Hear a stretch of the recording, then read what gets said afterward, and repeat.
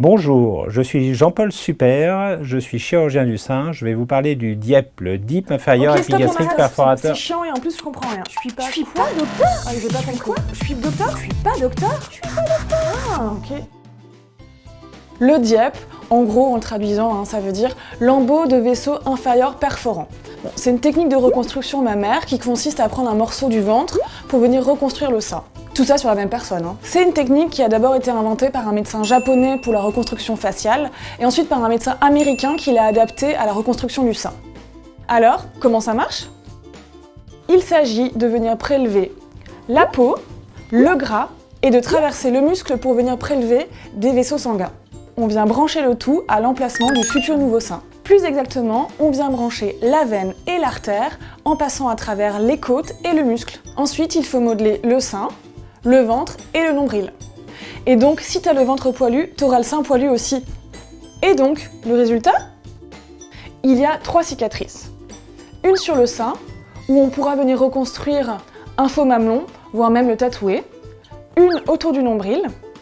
Et une sur le bas-ventre, le plus possible placée sous la culotte. La forme est naturelle, le sein est chaud, ça vieillira avec ton propre corps, et puis bon, t'as plus de sensations, mais éventuellement ça reviendra. Alors, ce qu'il faut savoir, c'est pas du tout réservé aux femmes qui ont du ventre. Il faut surtout que la peau du ventre soit souple pour pouvoir la tirer. Il faut une artère et une veine de bonne qualité. Et pour ça, faut passer un angioscan afin de voir l'état des vaisseaux sanguins. C'est une opération assez longue, genre 3 à 6 heures, et qui demande 4 à 5 jours d'hospitalisation. Le DIEP est faisable en reconstruction immédiate, ça veut dire en même temps que la mastectomie, ou alors en reconstruction secondaire. Les 2 seins peuvent être reconstruits avec le même lambeau, mais à ce moment-là, il faudra 4 vaisseaux de bonne qualité. C'est pas du tout pour les fumeuses, parce que le tabac rétrécit les vaisseaux sanguins. C'est une chirurgie fine qui demande une bonne équipe, avec des chirurgiens qui ont l'habitude de pratiquer le DIEP. Ouais, donc pas eux, quoi. Et donc, qu'est-ce qui se passe après l'opération? 1. Ça peut tirer sur la cicatrice, et il peut même y avoir des difficultés de cicatrisation. 2. Il faudra au moins 1 ou 2 interventions en plus pour terminer le sein et rééquilibrer l'autre. 3. Les complications. Ouais, il peut y en avoir, mais les plus graves arrivent dans les 24 heures et t'es encore à l'hôpital. Un caillot peut venir se former dans un vaisseau sanguin. Comment c'est possible? C'est dû à une mauvaise circulation de sang ou à une couture imparfaite. Bon, faut quand même dire que les vaisseaux font à peu près 2 mm et que les chirurgiens ils utilisent une aiguille et un fil qui ont à peu près l'épaisseur d'un cheveu. Et comment on remarque ça? C'est hyper simple. Le sein il gonfle, il devient tout violet.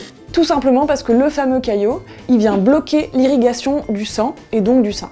Mais ça se répare rapidement et il y a seulement 5% des cas qui sont irréversibles. La nécrose partielle des tissus est une autre complication immédiate. En gros, il y a une partie du sein qui devient nécrosée et toute noire. Pourquoi? Parce qu'une partie du tissu est mal irriguée. À ce moment-là, on vient couper la partie nécrosée pour remodeler le sein. Et puis après, il peut aussi y avoir une cytostéato... Ah puis merde, c'est écrit là. Puis ça arrive genre 1 mois après. Certains vaisseaux trop fins laissent mal circuler le sang, ce qui crée des zones dures de graisse qui se sentent au toucher et peuvent éventuellement faire mal. Une nouvelle opération permet d'ôter les zones graisseuses et de remodeler le sein. En résumé, 1. Cette reconstruction est faite à partir de ton propre corps. Attention, faut pas oublier, après t'auras plus de sensations sur ton sein. 2.